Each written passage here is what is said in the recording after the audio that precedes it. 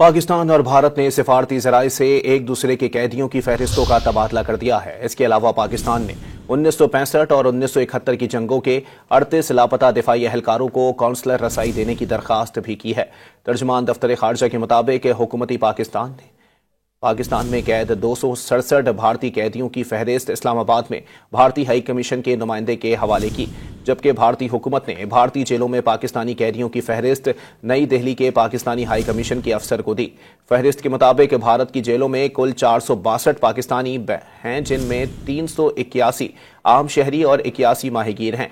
तर्जुमान दफ्तर खारजा का कहना है कि पाकिस्तान ने भारतीय हुकूमत पर जोर दिया है कि सजा मुकम्मल करने वाले पाकिस्तानी कैदियों को रिहा किया जाए और वापस भेजा जाए। पाकिस्तान और भारत ने सिफारती ज़राए से एक दूसरे के कैदियों की फहरिस्तों का तबादला कर दिया है। इसके अलावा पाकिस्तान ने 1965 और 1971 की जंगों के 38 लापता दिफाई एहलकारों को कौंसलर रसाई देने की दरख्वास्त भी की है। तर्जुमान दफ्तर खारजा के मुताबिक हुकूमती पाकिस्तान में कैद 267 भारतीय कैदियों की फहरिस्त इस्लामाबाद में भारतीय हाई कमीशन के नुमाइंदे के हवाले की, जबकि भारतीय हुकूमत ने भारतीय जेलों में पाकिस्तानी कैदियों की फहरिस्त नई दिल्ली के पाकिस्तानी हाई कमीशन के अफसर को दी। फहरिस्त के मुताबिक भारत की जेलों में कुल 462 पाकिस्तानी हैं, जिनमें 381 आम शहरी और 81 माहीगीर हैं। तर्जुमान दफ्तर खारजा का कहना है कि पाकिस्तान ने भारतीय हुकूमत पर जोर दिया है कि सजा मुकम्मल करने वाले पाकिस्तानी कैदियों को रिहा किया जाए और वापस भेजा जाए।